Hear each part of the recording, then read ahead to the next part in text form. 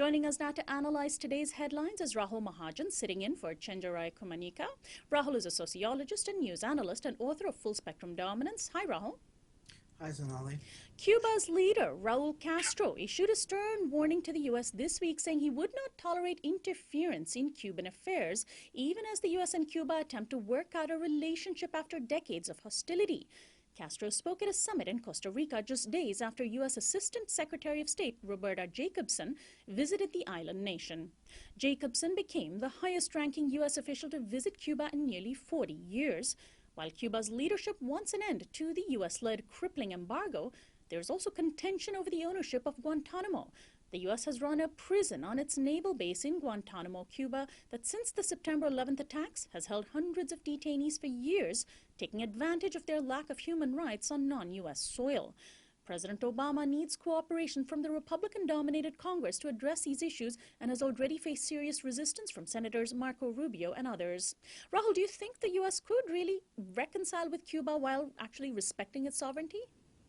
Well, it's certainly theoretically possible. I don't think that it's likely at all. In fact, when Obama announced attempts to start normalizing relations with Cuba, I've been waiting ever since for someone to mention Guantanamo Bay, and sadly it figures that it had to be Raul Castro who mentioned it and not really mainstream political figures in the United States. I mean, this is a humiliating colonial imposition. It's done in a grossly illegal fashion. In fact, the strongest U.S. legal case for maintaining Guantanamo is that once 55 years ago, the fledgling Cuban government cashed a single rent check. It's been complaining ever since. I think you know what would happen if you paid rent once 55 years ago and your landlord had been trying to get you out ever since. So I think it's pretty clear, and it's very unlikely it's going to happen.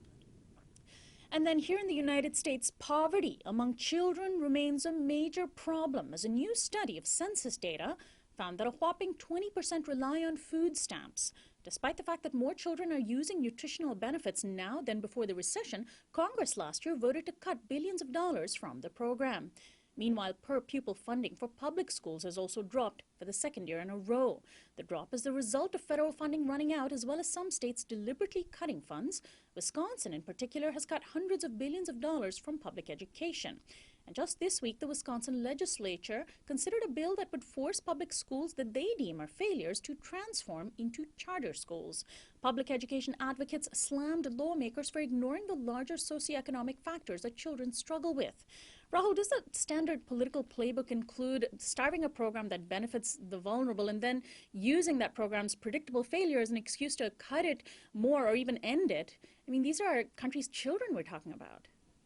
Yeah, so there are two things going on. One is, as you say, a sort of long-term, ideologically driven plan to say, basically, if there's something that we don't like or that embodies a philosophy we don't like, let's try to destroy it instead of seeing how to balance different evils against each other, and perhaps we'll let alone elementary school kids while we pursue other ends. And the other is the fact that if public schools in Wisconsin get changed over to charter schools, they're failing largely because of the cuts in funding. That'll essentially be a way to drive a tremendous amount of state-guaranteed profit into a small number of private hands.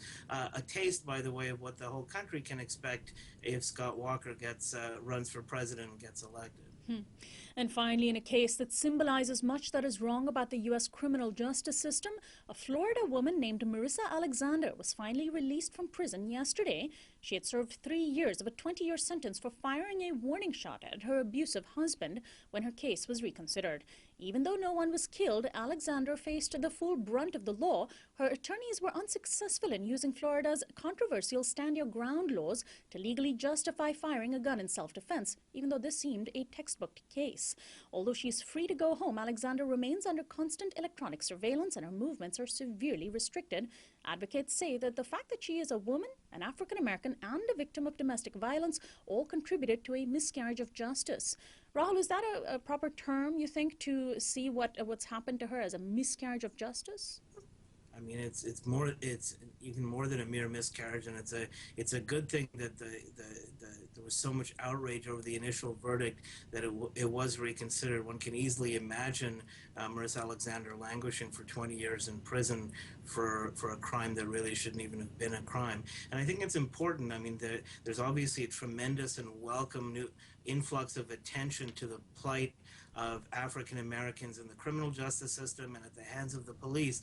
But even now, black women tend to remain sort of invisible in this, and their story is actually an important part of this. So although it is true that police killings of black males are at a greater rate than of any other group, black women get killed also at just disproportionately, certainly compared to white women. Black women get much more severe sentences than white women for similar crimes, and that story is not yet really being told.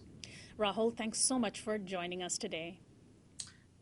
Thanks for having me. Rahul Mahajan sitting in for Chinjarai Kumenyika. He's a sociologist and news analyst and author of Full Spectrum Dominance, U.S. Power in Iraq and Beyond. This is Uprising. We'll be right back.